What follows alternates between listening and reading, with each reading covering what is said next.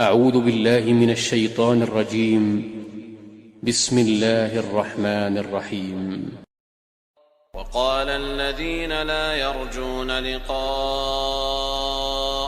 لولا أنزل علينا الملائكة أو نرى ربنا لقد استكبروا في أنفسهم وعتوا عتوا كبيرا يوم يرون الملائكة لا بشرى يومئذ للمجرمين ويقولون حجرا محجورا وقدمنا إلى ما عملوا من عمل فجعلناه هباء منثورا أصحاب الجنة يومئذ خير مستقرا وأحسن مقيلا ويوم تشقق السماء بالغمام ونزل الملائكة تنزيلا الملك يومئذ الحق للرحمن وكان يوما على الكافرين عسيرا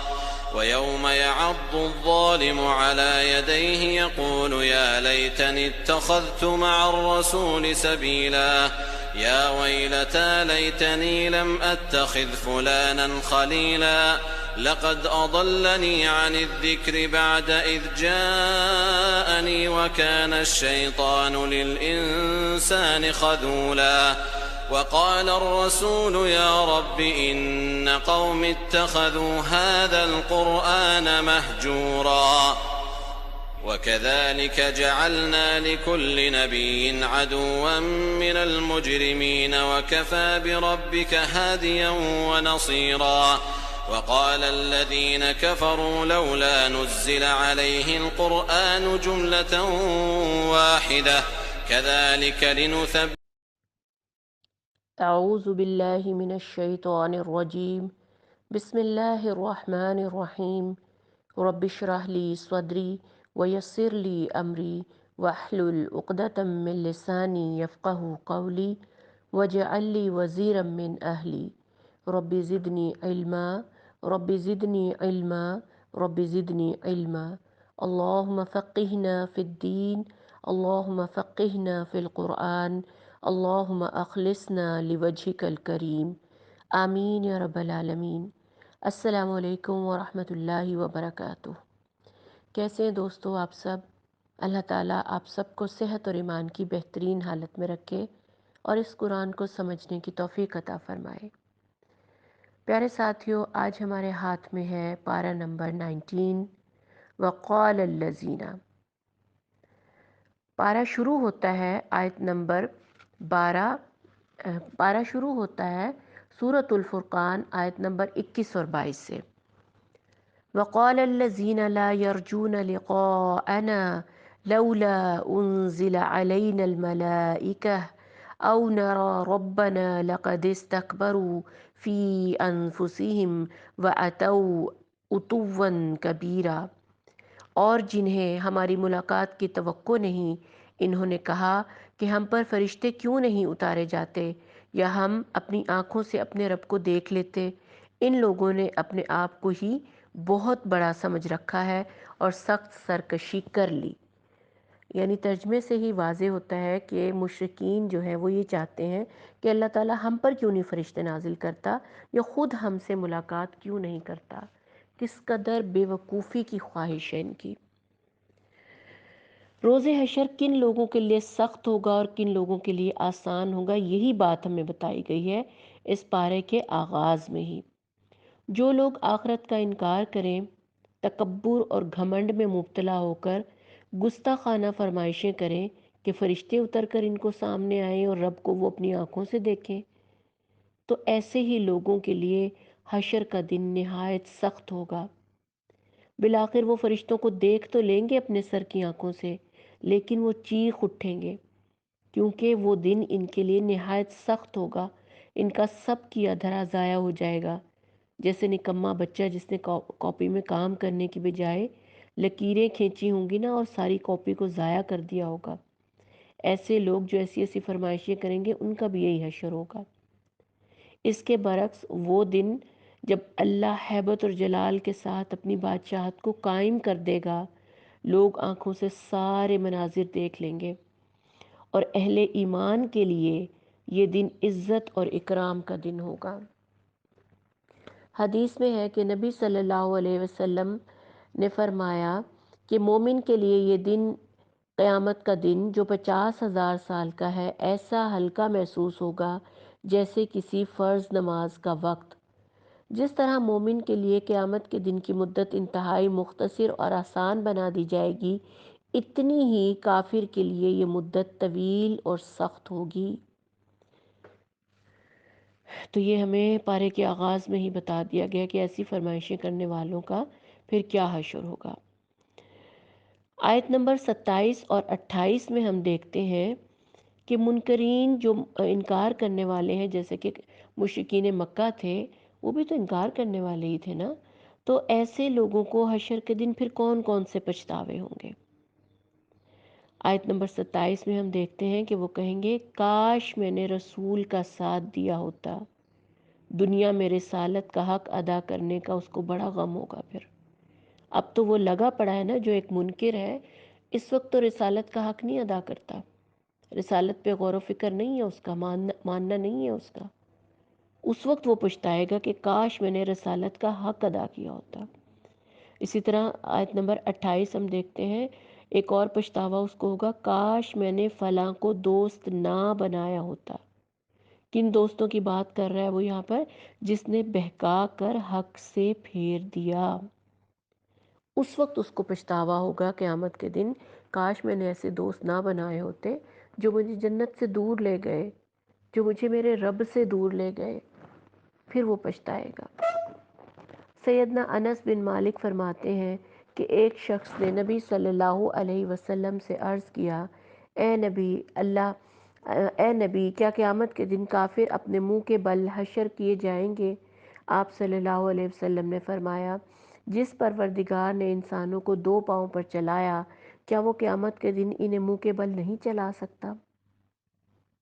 دیکھ لیجئے آپ کہ ایسے بندوں کا پھر کیا حشر ہوگا۔ اس کا تو مطلب یہ ہے اس آیت نمبر 28 کے مطابق کہ ہمیں دوستی میں احتیاط برتنی چاہیے، دیکھنا چاہیے کہ ہم دنیا میں کن لوگوں کو دوست بنا رہے ہیں، کیا ان لوگوں کو جو ہمیں اللہ سے دور کر رہے ہیں، یا ان لوگوں کو جو ہمیں اللہ سے قریب لے کر جا رہے ہیں۔ نبی صلی اللہ علیہ وسلم کی تاکید ہے کہ دوست دیکھ کر بناؤ کہ آدمی اپنے دوست کے دین پر ہوتا ہے، جیسے اس کے دوست ہوں گے نا ویسا ہی وہ خود بن جائے گا، چاہے وہ چاہے نہ چاہے۔ قرآن کی بار بار تاکید ہے یہود اور نصارہ کی دوستی سے بچو، حتیٰ کہ یہ فرمان آپ صلی اللہ علیہ وسلم کا ہے، تم کسی مومن کو ہی اپنا ساتھی بناؤ اور متقی آدمی کے سوا کسی کو کھانا نہ کھلاؤ۔ یہ آپ صلی اللہ علیہ وسلم کی حدیث ہے۔ نیز یہ کہ حضرت عبداللہ بن عباس کا فرمانا ہے کہ کسی نے آپ صلی اللہ علیہ وسلم سے پوچھا کہ ہم نشین کیسے ہوں، تو آپ صلی اللہ علیہ وسلم نے فرمایا، ان لوگوں کی صحبت میں بیٹھ جن کو دیکھ کر خدا یاد آ جائے، جن کی گفتگو سے تمہاری دینی معلومات میں اضافہ ہو، جن کا عمل تمہیں دنیا اور آخرت یاد دلائے۔ آپ دیکھیے کہ کتنا چھوٹا سا معاملہ ہے کہ ہم نے دوست بنانے، لیکن اللہ تعالیٰ ہمیں دوستی کے بھی ایٹیکیٹ سکھا رہا ہے کہ کس کو بنانا اور کس کو نہیں بنانا۔ کتنی معمولی سے معمولی بات کو بھی اللہ تعالیٰ نے ہمیں قرآن میں بیان فرمایا ہے۔ اب یہ ہمارے اوپر ہے کہ ہم کیا سیکھتے ہیں اور کیا نہیں سیکھتے۔ اب آیت نمبر 30 دیکھتے ہیں، اس میں قیامت کے دن رسول صلی اللہ علیہ وسلم ان لوگوں کی شکایت کریں گے جنہوں نے قرآن کو چھوڑ دیا یا اس کا مذاق بنایا۔ چلو چھوڑنے کا تو سمجھ آتا ہے کہ چھوڑتے تو وہ لوگ ہیں جو نہ پڑھتے ہیں، نہ ترجمے سے پڑھتے ہیں، نہ قرآن کو اپنی زندگی میں عمل میں لاتے ہیں، نہ اس کے احکامات کو مانتے ہیں۔ لیکن ہم یہ دیکھتے ہیں کہ وہ کون ہیں جو مذاق اڑاتے ہیں۔ جی ہاں، آیت نمبر 30 میں اسی کا تذکرہ ہے کہ قرآن اللہ کی کتاب ہے جو اپنے نام کے عین مطابق پڑھے جانے کے لیے، قرآن کا مطلب بھی یہی ہے نا، بار بار پڑھے جانے والی۔ تو خدا نہ خواستہ اسے بھلا دینا کیا ہوتا ہے کہ تلاوت کی پابندی نہ کرنا، احکام کی فکر نہ کرنا، اعمال اس کے خلاف کرتے چلے جانا، غور کرنے کی باتیں، یہ ساری باتیں دیکھ لیں کہ کہیں ہم تو نہیں کرتے یہ۔ قرآن کو بھلا دینے سے کیا مراد ہے؟ تلاوت کی پابندی نہ کرنا، یعنی کبھی پڑھ لیا کبھی نہ پڑھا۔ احکام کی فکر نہ کرنا، یعنی جو کچھ قرآن میں ہمیں احکامات دیے ان کی کوئی پرواہ ہی نہیں کرنی۔ اعمال اس کے خلاف کرتے چلے جانا، یعنی جو قرآن میں کہے اس کے الٹی کرنا ہے، یہ قرآنی احکام کا مذاق اڑانے کے مترادف ہے۔ نعوذ باللہ، یعنی یہ تینوں کام تو ایسے ہیں کہ شاید ہم کہیں نہ کہیں اپنی زندگی میں کرتے ہی چلے آ رہے ہیں، اور یہ سب کچھ آخرت کے دن انسان کے خلاف گواہی کا سامان بنے گا، کیونکہ قرآن قیامت کے دن گواہی دے گا نا، یا تو آپ کے حق میں یا آپ کے خلاف۔ جس شخص نے، آپ صلی اللہ علیہ وسلم کا فرمان ہے، جس شخص نے قرآن پڑھا مگر اس کو بند کر کے گھر میں معلق کر دیا، نہ اس کی تلاوت کی پابندی کی، نہ اس کے احکام پر غور کیا، وہ قیامت کے روز اس کے گلے میں پڑا ہوا آئے گا اور اللہ کی بارگاہ میں شکایت کرے گا کہ آپ کے اس بندے نے مجھے چھوڑ دیا تھا، اب آپ اس کے اور میرے درمیان فیصلہ فرما دیں۔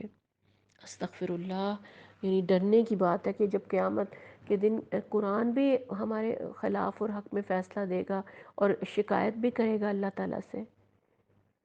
یہ جو سورہ فرقان ہے یہ زیادہ تر قرآن کی عظمت کے بارے میں اور توحید کے بارے میں ہی ہے۔ اب کچھ کفار کا یہ سوال تھا، آیت نمبر 32 اور 33 میں آپ دیکھیں گے کہ یہ سارا قرآن اکٹھا اور مکمل ایک ہی کتاب کی طرح کیوں نہیں نازل ہوا۔ اب آپ ایک لاجک ہی لے لیں، دیکھ لیں کہ کیا آپ سارا مہینے بھر کا کھانا ایک ہی دفعہ کھا سکتے ہیں؟ کیوں نہیں کھا لیتے ایک ہی مہینے کا کھانا ایک ہی بار؟ اسی طرح قرآن بھی آہستہ آہستہ نازل ہوتا گیا، اور اس کے نازل کرنے میں حکمت یہ تھی کہ تھوڑا تھوڑا کر کے یہ مومن کے دل پہ اترا اور انسان اس کو اپنے دل پہ جذب کرتا چلا جاتا ہے۔ اگر سارے احکامات ایک ہی دفعہ اکٹھے کر کے نازل کر دیے جاتے، انسان تو بوکھلا جاتا، بلکہ اس کا دل تنگ پڑ جاتا، وہ کر ہی نہ پاتا عمل کہ یہ اتنے سارے احکامات میں کیسے کروں گا۔ لیکن قرآن نہایت ترتیب کے ساتھ آہستہ آہستہ نازل ہوا تاکہ انسان کے دل پر احکامات اتریں، وہ اسے اپنی زندگی میں عمل میں لے کر آئے اور وہ ان کو جذب کر لے۔ اور اسی طرح یہ قرآن جو ہے ترتیب سے نازل ہوا تاکہ انسان کی تسلی اور تسکین کا باعث بنتا رہے، روح کی قوت اور اس کی غذا بن کر موقع بموقع اترا۔ یہ ہے اس کا جواب۔ اس کے بعد آگے دیکھتے ہیں کہ موت کو نیند کو موت کی بہن کہا گیا ہے، یعنی نیند کو سکون موت کہا۔ کیا واقعی ہم وقتی طور پر مر جاتے ہیں؟ ہے تو ڈرنے کی بات ذرا۔ دراصل نیند موت ہی کی ایک قسم ہے جو وارد ہو کر ہر صبح نئی زندگی سے ہمکنار کرتی ہے۔ اسی لیے رات کی دعا میں بھی اللہ ہی کے نام سے جینے اور مرنے کا تذکرہ کرتے ہیں ہم، اور صبح کی دعا بھی تعریف اللہ ہی کے لیے ہے جس نے موت کے بعد زندگی بخشی، دوبارہ ہمیں زندگی دی۔ جب ہم سو جاتے ہیں ہماری روحیں اللہ کے پاس چلی جاتی ہیں، پھر جس کو چاہتا ہے اللہ تعالیٰ اپنے پاس روک لیتا ہے، اور جس کو چاہتا ہے اللہ تعالیٰ واپس دنیا میں بھیج دیتا ہے۔ تو نیند کو موت کی چھوٹی بہن بھی کہا گیا ہے۔ اب کیا بات آ رہی ہے آگے جی؟ آگے کچھ آیات ہیں جن میں اللہ تعالیٰ کہہ رہا ہے کہ کافروں کی بات ہرگز نہ مانو اور قرآن کو لے کر ان کے ساتھ جہاد کبیر کرو، جہاد کبیر کرو۔ اب کیا ہے کہ قرآن تو ہمیں پڑھا دیا بچپن میں قاری صاحب نے، ہم نے کب قرآن کو غور سے پڑھا؟ ہم نے تو سورہ فرقان سمجھ کر پڑھی ہی نہیں۔ اگر کسی نے ہمیں پڑھائی ہوتی تو ہمیں پتہ چلتا کہ کافروں کے ساتھ معاملہ کیسے کرنا ہے۔ یہ جو سورہ فرقان ہے اس میں یہ بھی زیادہ تر ہمیں سمجھایا ہے کس کو دوست بناؤ کس کو نہ بناؤ، کافروں کے ساتھ کیا معاملہ کرنا ہے۔ جب ہم نے پڑھا ہی نہیں اس کو سمجھ کے، ہمیں کون بتائے گا کہ کافروں کے ساتھ معاملہ کیا کرنا ہے؟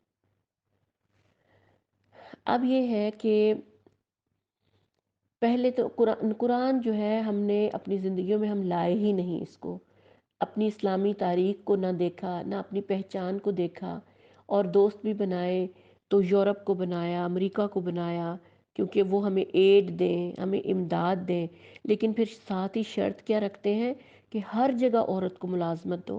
آپ دیکھیں اپنے ارد گرد کہ ہم نے جب یہ بات ہی نہیں سمجھی کہ کس کو دوست بنانا ہے کس کو نہیں بنایا، ہی دوست غلط ہم نے، اور پھر ان کے پیچھے چل پڑے۔ اور امریکہ کیا چاہتا ہے، یا جو غیر اسلامی طاقتیں ہیں وہ کیا چاہتی ہیں، انہوں نے عورت پہ فوکس کر لیا۔ وہ عورت جو مومنات، صالحات، قانتات تھی، اس کی جگہ انہوں نے کیا کیا کہ ہوائی جہاز سے لے کے ڈیوو کی بس سروس تک میں عورت کو رکھا، ویمن پولیس، پیٹرول پمپ تک، ریسٹورنٹس میں، بینکس میں، ہر جگہ آپ دیکھ لیں کہ یہ مومنات کی جگہ کاسیات، صالحات کی جگہ مائلات یعنی مائل کرنے والیاں، اور قانتات کی جگہ ممیلات، لباس پہننے کے باوجود برہنہ مائل کرنے والیاں، ایسی عورتیں کھڑی کر دیں۔ ہر دائرے میں کفار کے حکم چل رہے ہیں۔ ہم کیا جہاد کبیر کریں گے؟ ہم تو جہاد صغیر بھی کرنے کے لائق نہیں۔ کیا بنے گا ہمارا؟ اللہ کے احکامات کو ہم نے بالائے طاق رکھ دیا۔ اللہ ہی ہماری مغفرت کرے، اور پھر ہم یہی کہہ دیتے ہیں کہ اللہ ہی ہماری مغفرت کرے۔ سارے کام اللہ کی نافرمانی کے، مغفرت کیسے ہوگی؟ ایسے نہیں ہوگی کہ آپ بوئیں گے گندم اور آپ کو ملے گا چاول، ایسے نہیں ہوتا۔ پھر اسی صورت میں ہمیں بعد میں یہ بھی بتایا گیا کہ جس طرح عیسائی پادری کے پاس جا کر اپنے گناہوں کا اعتراف کر کے فارغ ہو جاتے ہیں نا، کہ ہم نے تو اس کے پاس گئے جناب، چرچ میں گئے، اور وہ کہتے ہیں نا ایک دیوار کے پیچھے سے جا کے انہوں نے اپنے گناہ کا اعتراف کیا اور پھر بڑے ریلیکس ہو کے آتے ہیں کہ ہمارا گناہ ختم ہو گیا۔ تو کیا انسان بھی اگر اللہ کے سامنے صرف معافی مانگ لے تو اس کے ساتھ کیا ہوگا؟ اسلام میں بندے اور رب کا ہر لمحہ، ہر آن براہ راست تعلق ہے۔ گناہ ہو جائے تو اسی کے آگے سر جھکا کر اعتراف خطا کر لو، معافی مانگ لو، صاف ستھرے ہو جاؤ گے۔ لیکن ساتھی شرط ہے کہ گناہوں کی تشہیر مت کرو، گناہوں کا تذکرہ مت کرو۔ اللہ تعالیٰ کو یہ بات سخت ناپسند ہے۔ حتیٰ کہ اگر آپ نے عشاء کی نماز نہیں پڑھی نا، تو صبح اٹھ کے اپنے دوستوں میں تذکرہ مت کرو کہ او ہو میری تو نماز ہی رہ گئی رات کو۔ جب اللہ نے اپنا پردہ رکھ لیا آپ کا، تو آپ کیوں نہیں خود اپنا پردہ رکھتے؟ اللہ تعالیٰ نے کہا ہے کہ گناہوں کی تشہیر مت کرو۔ اس کے بعد بہت ہی خوبصورت مومن کی صفات کا ایک اور سیٹ ہمارے سامنے اللہ تعالیٰ نے رکھ دیا ہے سورۃ الفرقان میں، جو کہ پڑھنے کے لائق ہے۔ آیت نمبر 63 سے لے کے 77 تک آپ دیکھیں گے کہ بد کردار مشرکین مکہ کو بتایا گیا ہے کہ وہ اپنے کردار پر غور کریں کہ وہ کیسے ہیں، اور رسول صلی اللہ علیہ وسلم اور ان کے مخلص صحابہ کے کردار پر غور کریں، یعنی اپنے کردار پہ بھی غور کریں اور رسول اور اس کے صحابہ کے کردار پر بھی غور کریں۔ ایمان لائیں، اپنے اندر جنت کے مستحق عباد الرحمن کی صفات پیدا کریں۔ اور وہ عباد الرحمن کون سے ہوتے ہیں؟ اللہ تعالیٰ نے ان آیات میں ہمیں تقریباً 12 جامع صفات گنوائی ہیں۔ ان کی عبادات، ان کا طرز تبلیغ، ان کا خوف خدا، مالی معاملات، توحید پر ان کی ثابت قدمی، زنا، قتل، جھوٹی گواہی، ان تمام معاملات میں ان کی فکر مندی پر روشنی ڈالی ہے۔ آئیے ذرا ہم بھی دیکھتے ہیں کہ آیت نمبر 63 سے 77 تک جو عباد الرحمن کی خصوصیات ہیں وہ کیا ہیں۔ سب سے پہلے تو یہ بتایا گیا کہ مومن جو ہے نا، ایک مسلمان ملٹی ڈائمینشنل ہوتا ہے۔ نمبر 1، زمین پر عاجزی سے چلتے ہیں، یمشون علی الارض ہونا، جاہل لوگوں کے الجھنے پر سلام کر کے رخصت ہو جاتے ہیں، ان سے بحث کرنے نہیں کھڑے ہو جاتے۔ نمبر 3، سجدے اور قیام میں راتیں گزارتے ہیں، والذین یبیتون لربہم سجدا وقیاما، دوزخ کے عذاب سے پناہ کی دعائیں مانگتے ہیں، ربنا اصرف عنا عذاب جہنم، مالی معاملات میں اعتدال کا رویہ کرتے ہیں، بخل اور اسراف سے بچتے ہیں، اللہ کی دعا کے ساتھ کسی اور سے دعا نہیں کرتے، لا يدعون مع اللہ الہا آخر. سنتے جائیں آپ عباد الرحمن کی خصوصیات. آگے ہے ناحق کسی کو قتل نہیں کرتے، زنا نہیں کرتے، جھوٹی گواہی نہیں دیتے، لغو اور بیہودہ باتوں سے باوقار طریقے سے اجتناب کرتے ہیں، اللہ کی آیات کو توجہ سے سنتے ہیں، اندھے اور بہرے نہیں بنتے. اذا ذکروا بآیات ربهم لم يخروا علیها صم وعمیانا. اپنی اولاد اور اپنی بیویوں کے لیے دعا کرتے ہیں. ربنا ہب لنا من ازواجنا وذریاتنا قرۃ اعین واجعلنا للمتقین اماما. آخری آیت میں انہیں صاف صاف بتا دیا گیا کہ اللہ تعالیٰ تو جنت کی طرف دعوت دے رہا ہے، لیکن جو لوگ رسول اور قرآن کی دعوت کو مسترد کر کے دوزخ میں جانا چاہتے ہیں تو پھر اللہ ایسے لوگوں سے بے نیاز ہے. یہ تھیں وہ بہترین صفات جو عباد الرحمن میں ہونی چاہیے، اللہ کے بندوں میں ہونی چاہیے. اور یہ کچھ اتنا مشکل بھی نہیں کہ ہم اس کو اپنی زندگیوں میں شامل کر لیں. یہاں پر ہماری سورۃ الفرقان مکمل ہوتی ہے.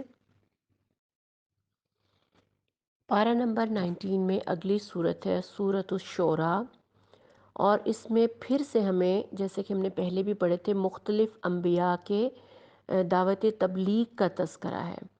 جیسے کہ میں آپ کو بتا دیتی ہوں کہ سورہ شعراء آیت نمبر 10 سے لے کے 68 تک سیدنا موسیٰ علیہ السلام کی دعوت کا تذکرہ.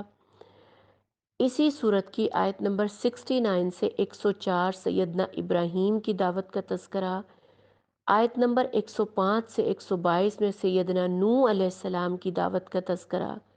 آیت نمبر 123 سے 140 تک سیدنا ہود علیہ السلام کی قوم عاد کو دعوت کا تذکرہ.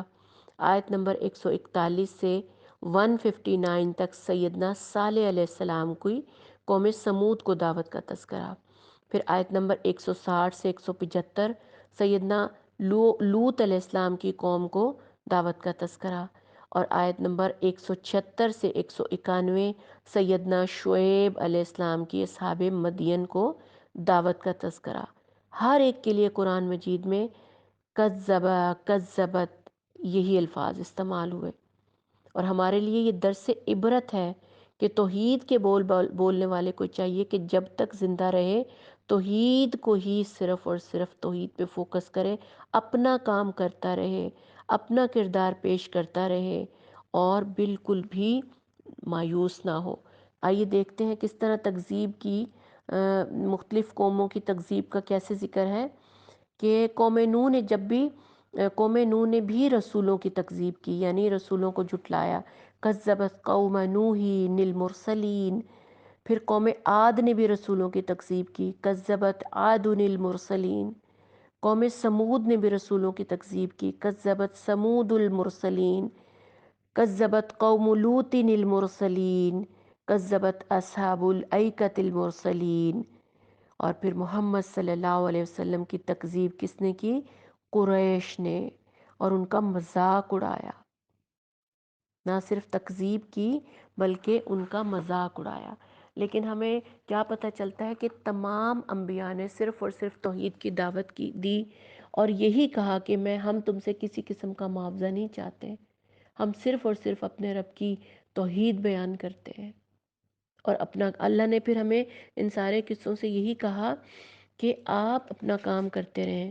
اب انبیاء تو نہیں آنے، اب ان کی جگہ پر ہم ہیں جو تبلیغ کا کام کرنے والے ہیں. ہدایت اللہ نے دینی ہے، جو تکذیب کریں گے وہ اپنے انجام کو پہنچ جائیں گے. بس یہی ہے کہ ان انبیاء کے قصے بیان کرنے کا مقصد یہ ہے کہ ان سے سبق حاصل کرنا ہے کہ جس طرح انہوں نے ہار نہیں مانی تو آپ لوگوں نے بھی ہار نہیں مانی اور اپنے توحید کا کامل اظہار کرتے رہنا ہے. جس طرح ابراہیم علیہ السلام نے اپنی زندگی میں پوری طرح کامل توحید کا اظہار کیا کہ اسی نے پیدا کیا، اسی نے رہنمائی کی، وہی رازق بھی ہے، وہی شافع بھی ہے، زندگی اور موت دینے کا اختیار بھی اسی کا ہے، روز جزا کا مالک بھی وہ ہے، بخشش کی طلب بھی اسی سے ہے۔ اللہ تعالیٰ سے دعا کرتے ہیں کہ یہ سارے یقین جو تو نے ابراہیم کے دل میں ڈالے، اے ہمارے رب ہمارے دل میں بھی ڈال دے۔ آیت نمبر 89 سورہ شعراء میں ہم دیکھتے ہیں کہ قلب سلیم کا ذکر کیا گیا ہے۔ آخر یہ قلب سلیم کیا ہے؟ اس قلب سلیم پر ہی آخرت میں فلاح کا دار و مدار ہے۔ اللہ کی نگاہ مومن کے دل پر ہے۔ اللہ تمہاری صورتوں اور تمہارے مالوں کو نہیں، تمہارے دلوں اور اعمال کو دیکھتا ہے۔ ایک حدیث کا مفہوم ہے یہ دل ہی پیش ہوگا، وہ دل جو کفر، شرک، نافرمانی، فسق و فجور کی بیماریوں سے پاک ہو، بغض، کینہ، حسد کے کیڑے اور خواہشات نفس کے جالے اس میں نہ سرسراتے ہوں، قرآن کے نور سے منور، ایمان اور اطاعت والا دل ہو، اسی کو قلب سلیم کہتے ہیں۔ یا اللہ ہمیں قلب سلیم عطا فرما، جس میں کوئی ٹیڑھ نہ ہو، جو انکاری حق نہ ہو۔ یا اللہ جو تیری ہر بات پہ آمنا اور صدقنا کہنے والا ہو۔ یا اللہ ہمیں وہ قلب سلیم عطا کر۔ اس کے بعد مختلف قوموں کے قصے، جیسے کہ میں نے انبیاء کا بتایا کہ ان کی تفصیل کے ساتھ، ڈیٹیل کے ساتھ ان کو بتایا گیا ہے، وہ ہم نے دیکھ لیا۔ اس کے بعد آگے چلتے ہیں، سورہ نمل شروع ہو جاتی ہے۔ سورہ شعراء ختم ہو گئی، یہ اس میں اسی طرح کی صرف انبیاء کے قصے بتا کر ہی ہمیں توحید کا سبق دیا گیا ہے اور ہماری حوصلہ افزائی کی گئی ہے۔ اس کے بعد سورہ نمل شروع ہوتی ہے اور اس میں آیت نمبر 214 دیکھیں کہ اس میں کس چیز کا ڈراوا ہے۔ قریب ترین رشتہ داروں کو ڈرانے کا حکم دیا ہے، آخرت کی جواب دہی اللہ سے، اس کے غضب سے۔ اصل میں تو ہم آپس میں ایک دوسرے سے ڈراتے ہی رہتے ہیں، لیکن وہ ڈرانا نہیں ہے، اللہ کے ڈر کی دعوت نہیں دیتے ہم۔ شوہر بیوی ویسے تو ایک دوسرے سے ڈرتے ہیں، نند بھابھی ڈرتے ہیں، افسر ماتحت ڈرتے ہیں، لیکن اللہ کے خوف سے ڈرنا ہے۔ یہ ڈر نہیں دیکھا جائے گا، یہ دیکھا جائے گا کہ سب مل کر اللہ سے ڈرتے ہیں کہ نہیں ڈرتے۔ اس چیز کا دعوت کا ہمیں کہا گیا ہے کہ اللہ سے ڈراؤ ایک دوسرے کو، دعوت دو ایک دوسرے کو، دعوت کوئی قورمے بریانی کی نہیں، اللہ کی دعوت دو، یہ کہا گیا ہے۔ اس کے بعد ہے جی آیت نمبر 225 اور 226 میں کس چیز کا، شاعروں کے قسمیں بیان کر رہی ہیں۔ شاعروں کی دو قسمیں ہیں جی، پہلی وہ جو لہو و لعب، عشق اور عاشقی، حسن و جمال اور اسی قسم کی یعنی شاعری کرتے ہیں، اور ان کے اعصاب پر، بیچاروں کے اعصاب پر عورت ہی سوار ہے، یہ اس قسم کے شاعر ہیں۔ ایسی بے مقصد اور بے مصرف شاعری اور بے عمل شاعر، اس کو اللہ تعالیٰ نے پسند نہیں فرمایا۔ اور دوسری قسم کون سے شاعروں کی ہے؟ حضرت حسان بن ثابت، حضرت کعب بن مالک رضی اللہ عنہم جیسے شعراء اسلام کی، ایمان عمل صالح، اللہ کے ذکر سے مزین، جن کا قلم کفر کے خلاف تیر بن کر برستا ہے۔ اور ہماری اس دنیا کی، ہماری آج کی زندگی میں کون؟ علامہ اقبال، نعیم صدیقی جیسے شاعر ہمارا سرمایہ ہے، جنہوں نے قرآن اور سنت کے پیغام کو اشعار کے قالب میں ڈھالا، قوم میں غیرت ایمانی پیدا کرنے کے لیے اپنے قلم کو استعمال کیا۔ ایسے شعراء کی خود نبی صلی اللہ علیہ وسلم نے حوصلہ افزائی کی کہ مومن تلوار سے بھی لڑتا ہے اور زبان سے بھی لڑتا ہے۔ دیکھ لیجئے ماشاءاللہ کہ اچھے کام کی حوصلہ افزائی بھی کی جاتی ہے۔ اس کے بعد جی حضرت سلیمان کا ذکر ہے کہ حضرت سلیمان کو اللہ تعالیٰ نے غیر معمولی اقتدار سے نوازا تھا۔ جی ہاں، ایسی بادشاہت آپ علیہ السلام سے پہلے اور نہ بعد میں، یعنی حضرت سلیمان کی بادشاہت اتنی پاورفل تھی، ہر لحاظ سے انتہائی لگژوریس، دولت مند، اتنی دولت شاید کسی نبی کو نہیں دی گئی جتنی حضرت سلیمان علیہ السلام کے پاس تھی۔ اور نہ کہا جاتا ہے، خود قرآن میں ہی کہا گیا ہے کہ ایسی بادشاہت نہ حضرت سلیمان سے پہلے کسی کو ملی اور نہ بعد میں کسی کو دی گئی۔ پھر حضرت سلیمان کو پرندوں اور بولیوں اور چونٹیوں کی بولیاں سکھائی گئیں، جن انسانوں اور پرندوں کے لشکر متی اور فرمان بنا کر عطا کیے گئے، اور ہوا پر اختیار بخشا گیا۔ کتنے زیادہ ان کو اختیارات دیے اللہ تعالیٰ نے کہ جنوں کو بھی ان کا مطیع کیا گیا، پرندوں کو بھی، انسانوں کو بھی، اور ہوا پر بھی ان کو اختیار بخشا گیا۔ سورہ نمل، نمل کا مطلب ہے چیونٹی، اور یہی اس صورت کا نام بھی ہے۔ پارہ نمبر 19 کی جو تیسری صورت ہے سورہ نمل، اور سورہ نمل کی آیت نمبر 18 میں کیا بتاتی ہے کہ یہ جو چونٹی ہے نا، حضرت سلیمان کو پہچانتی تھیں۔ آیت نمبر 18 میں، جی ہاں، چونٹی بھی نبی کو پہچانتی تھیں، انسانوں اور جنات کے سوا جنہیں اختیار دیا گیا ہے۔ باقی تمام مخلوق اللہ کی فرما بردار مسلم ہے، یعنی جس بھی چیز کو اختیار اللہ نے دیا ہے نا، صرف انسانوں اور جنات کے علاوہ باقی تمام مخلوق اللہ کی فرما بردار مسلم ہے، لہٰذا وہ انبیاء کو پہچانتی ہیں۔ نبی صلی اللہ علیہ وسلم کا احد پہاڑ کو مخاطب کر کے فرمانا کہ احد ہم سے محبت رکھتا ہے اور ہم احد سے محبت رکھتے ہیں، اور جیسے کہ کھجور کے تنے جس سے ٹیک لگا کر آپ مسجد نبوی میں خطبہ دیتے تھے، وہ آپ کے بچھڑنے سے ایک بچے کی طرح سسکیاں بھر کر رویا تھا۔ صحابہ نے اسے لرزتے اور ہلتے اور روتے ہوئے دیکھا تھا، اس کھجور کے تنے کو۔ اور اونٹ کا آپ صلی اللہ علیہ وسلم کے حضور دو زانو ہو کر رونا، اپنے مالک کے ظلم کی شکایت کرنا، یہ سارے قصے ہم نے پڑھے ہیں نا۔ تو اسی طرح چونٹیاں بھی حضرت سلیمان کو پہچانتی تھیں۔ حضرت سلیمان علیہ السلام نے قابو میں رہنے کی دعا کیوں مانگی؟ قابو میں رہنے کی دعا انہوں نے اس لیے مانگی کہ نعمتوں کی آزمائش ذرا زیادہ مشکل ہوتی ہے۔ حضرت سلیمان جانتے تھے کہ کہیں میں آپے سے باہر نہ ہو جاؤں، فخر میں مبتلا نہ ہو جاؤں۔ امام احمد بن حنبل پر پہلے کوڑے برسائے گئے، اس پر وہ ثابت قدم رہے، لیکن اس کے بعد جب اشرفیوں کی تھیلیوں کی نوازشات شروع ہوئیں تو فرماتے تھے کہ کوڑوں کی آزمائش تو سخت تر تھی، اسی لیے حضرت سلیمان نے تڑپ کر دعا مانگی، ربی اوزعنی ان اشکر نعمتک التی انعمت علی وعلی والدی۔ یہ والی جو دعا ہے نا، یہ آپ یاد کریں، حضرت سلیمان علیہ السلام کی، سورہ نمل میں ہے، اور کہتے ہیں کہ 40 سال کے بعد یہ ہر شخص کو اپنی زندگی میں اس کو شامل کر لینا چاہیے۔ 40 سال کیا، ہر دور میں ہی شامل، ہر عمر میں ہی شامل کرنا چاہیے۔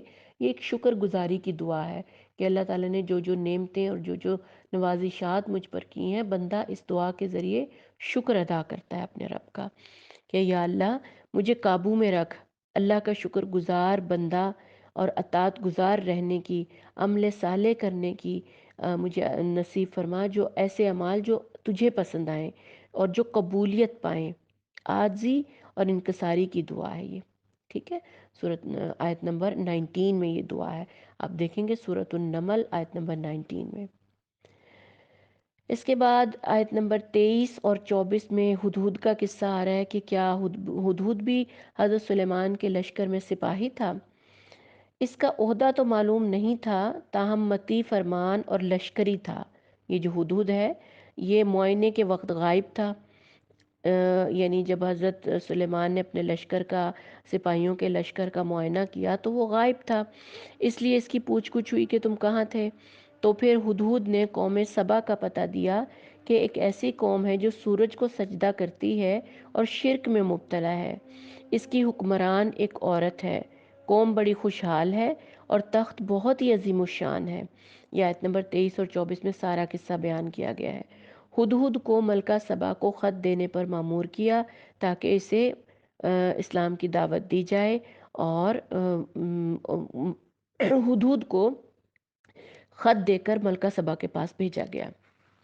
اچھا جی، اب ملکہ بڑی انٹیلیجنٹ تھی، ملکہ نے بڑے پتے کی بات کہی کہ مشورے کے بغیر میں کوئی فیصلہ نہیں کرتی۔ اس سے ہمیں کتنا بڑا سبق ملتا ہے، ایک عورت ہو کر اس نے اس بات کو سمجھا اور بڑی یعنی کہ انٹیلیجنسی کے ساتھ کہا کہ میں مشورہ کیے بغیر کوئی فیصلہ نہیں کرتی۔ جی ہاں، اگر آپ سمجھیں تو حکمرانی جو ہے نا وہ بڑی بھاری ذمہ داری ہوتی ہے۔ ملکہ سبا دانا اور عقل مند تھی کہ اپنے آپ کو عقل کل سمجھ کر اتنا بڑا تنہا فیصلہ کرنے کی اس نے بجائے سرداران قریش سے سرداران قوم سے، جو اس کی قوم کے بڑے بڑے سردار تھے، ان سے مشورہ مانگا، اگرچہ وہ اس وقت مسلم نہ تھی۔ اسلام تو مشورے کا پابند کرتا ہی ہے، لیکن وہ اس سے پہلے ہی مشورہ کرتی تھی اپنی قوم کے سرداروں سے۔ اس کے بعد اس نے اپنی قوم سے مشورہ کیا اور پھر اس نے جو بھی فیصلہ کیا وہ ہم آگے دیکھ لیتے ہیں۔ اچھا، ملکہ سبا نے کیا کہا، ایک بات کہی کہ بادشاہ ملکوں کو خراب اور عزت داروں کو ذلیل کرتے ہیں۔ یہ اس نے کیوں کہا تھا؟ یہ اس لیے کہا تھا کہ یہ خدا سے بے خوف اور ملک گیری کی ہوس رکھنے والے بادشاہوں کا چلن ہے، جیسا کہ آج کل ہم دیکھتے ہیں اس دنیا میں، ہمارے آج کل کے دور میں بھی تو یہی سارا کچھ چل رہا ہے کہ جو حکمران ہیں وہ کس قسم کے ہیں، وہ بھی تو ذلیل ہی کرتے ہیں نا اپنی عوام کو، دوسرے جو جن لوگوں سے ان کا واسطہ پڑتا ہے، اور عزتوں کو خراب کرتے ہیں۔ تو یہ ہمارا ہی حال بیان کیا جا رہا ہے، دیکھا جائے تو دوسری قوموں کے قصے سنا کر، اور ہمیں بتایا جا رہا ہے کہ آج کل کیا ہو رہا ہے۔ کوئی بھی انسان جو عقل اور خرد رکھتا ہوگا نا، وہ فوراً اس قرآن کو اپنے اوپر لاگو کر کے دیکھتا ہے کہ میں یا میرے ارد گرد ان آیتوں کے متعلق کیا ہو رہا ہے۔ تو ہمیشہ قرآن کو اپنے اوپر لاگو کریں، اپنا محاسبہ کریں کہ ہمارے آس پاس کیا ہو رہا ہے۔ اچھا جی، اس کے بعد آگے چلتے ہیں۔ حضرت سلیمان علیہ السلام نے ہدیہ قبول نہ کیا۔ کون سا ہدیہ؟ ملکہ سبا نے بجائے یعنی کہ اس کو قبول کرنے کے نا دعوت کو، تو کافی دولت اور چیزیں وغیرہ بھیجی تھیں، یعنی کہ تحفے تحائف بھیج دیے تھے انہوں نے۔ تو حضرت سلیمان علیہ السلام نے ہدیہ قبول نہیں کیا۔ ہدیہ قبول نہ کرنا کسی اور کنٹیکس میں تھا۔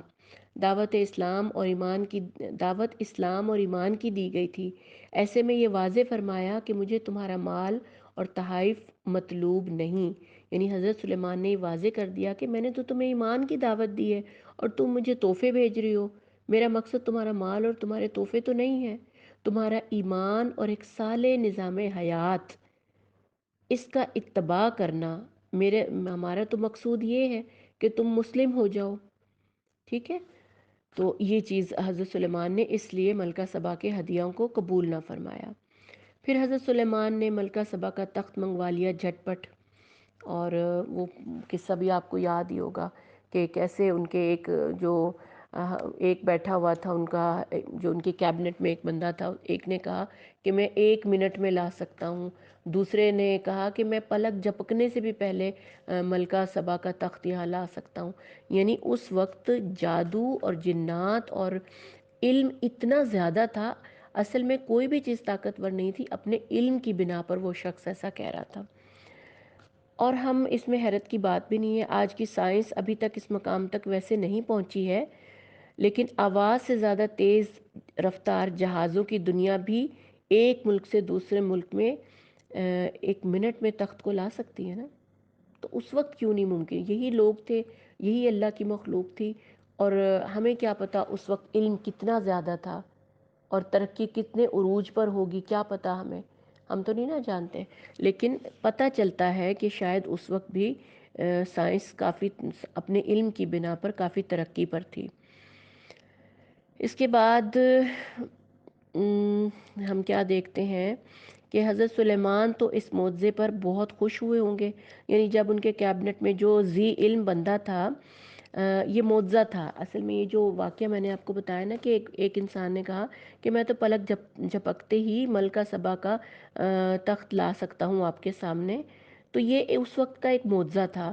اس دور میں ایسا ذی علم آپ علیہ السلام کے دربار میں موجود تھا، وہ جنوں سے بھی زیادہ ذی علم اور ذی قوت ثابت ہوا۔ آج کے دور کی سائنس تو منہ کھولے حیران ہی ہوتی ہے نا ایسے موضوع پر جو ہزاروں سال پہلے ہوا، اور دیکھیں قرآن ہمیں کیسے کیسے قصے بتاتی ہے، کیسی کیسی ہسٹری بتاتی ہے ہمیں۔ کیا ہم قرآن کو پڑھے بغیر یہ جان سکتے تھے ایسے قصے؟ ان کا ذکر تو صرف قرآن میں ہی ہے، قرآن ہی ہمیں یہ سب کچھ بتا رہا ہے، ہماری ہسٹری، انبیاء کی ہسٹری۔ اب کیا ہوا کہ اس بندے نے جو کیبنٹ میں موجود تھا، پلک جھپکتے میں وہ تخت لے آیا، اور پھر جب حضرت سلیمان نے وہ تخت دیکھا تو اللہ کی بڑائی بیان کی، شکر گزاری کا اظہار کیا، اور اس نعمت کو امتحان قرار دیا۔ آیت نمبر 40 میں لکھا ہوا ہے۔ اصل کیا ہوتا ہے کہ ہم تو نعمتیں پا کر بھول جاتے ہیں نا، اترانے لگتے ہیں۔ اس سارے قصے میں حضرت سلیمان اصل میں ہماری تربیت کر رہے ہیں، اگر دیکھا ہے کہ بڑے شکر گزار تھے، اللہ کا شکر کرنے والے، تعریف کرنے والے. پورے واقعے سے دیکھیں کہیں بھی وہ اترائے نہیں، انہیں فخر و غرور میں مبتلا نہیں ہوئے کہ میری کیبنٹ میں کیسے کیسے لوگ ہیں اور میں خود کیسا ہوں، کتنا پاورفل بادشاہ ہوں. نہیں، بلکہ انہوں نے ہر نعمت کو پا کر اللہ کا شکر ادا کیا. یہی تو ہماری تربیت ہے. اچھا جی، پھر ملکہ سبا کو بھی وہاں بلایا گیا. جب ملکہ سبا آئیں اور انہوں نے اپنا تخت پہلے سے ہی وہاں پہ موجود پایا تو وہ بڑی حیران ہوئی، کیونکہ ملکہ جو تھی وہ صالح طبیعت تھی، پہلے ہی وہ اسلام کی طرف مائل ہو چکی تھی. لیکن جب اس نے اپنا تخت پہلے سے ہی وہاں پر دیکھا تو اب اور بھی زیادہ معجزے کی قائل ہو گئی اور فوراً مسلمان ہو گئی. اب اس کے بعد آیت نمبر 44 میں ہم دیکھتے ہیں کہ حضرت سلیمان کی شان و شوکت کا یہاں پہ بڑا ذکر ہے کہ جو محل تھا حضرت سلیمان کا، ایسا فرش تھا اس کا شیشے کی طرح، چکنا فرش. بڑی حیرانی کی بات نہیں ہے کہ اس زمانے میں اتنی ترقی تھی. جی ہاں، حضرت سلیمان علیہ السلام ایسا بادشاہ، ان کی ایسی شان و شوکت تھی کہ اللہ تعالیٰ نے اس دور میں انہیں اتنا زیادہ نوازا تھا. ان کے قدموں تلے ایسا خوبصورت فرش تھا، لیکن پھر بھی وہ اللہ کو نہیں بھولے. ہمارے قدموں کے نیچے تو چمکتی ٹائلیں آ جائیں تو ہم منٹ میں اللہ کو بھول جاتے، لیکن حضرت سلیمان علیہ السلام اللہ کو ایک لمحے کے لیے نہیں بھی بھولے. یہ ہمارا پارہ نمبر 19 یہیں پہ مکمل ہوتا ہے. انشاءاللہ پارہ نمبر 20 میں آگے اس قصے کو مکمل کیا جائے گا، حضرت سلیمان کا قصہ، اور سورہ نمل پارہ 20 میں ہم کنٹینیو کریں گے. اللہ سے ہم دعا کرتے ہیں کہ یا اللہ، جو کچھ اسباق ہم نے آج کے بارے میں سیکھے یا اب تک کے قرآن میں حیران ہوتی ہوں کہ ابھی تک ہم نے کوئی بھی صورت ایسی نہیں پڑھی جو احکامات سے خالی ہو، جو حکمتوں سے خالی ہو، جو سبق سے خالی ہو، جس میں ہمارے لیے کوئی سبق نہ ہو. اللہ تعالیٰ ہمارے دل کو ایسا بنا دے کہ یہ سارے احکامات ہمارے دل جذب کر لے، ماننے والا، اطاعت گزار بن جائے، اپنے رب کا مطیع اور فرما بردار بن جائے. آمین یا رب العالمین. السلام علیکم ورحمۃ اللہ وبرکاتہ.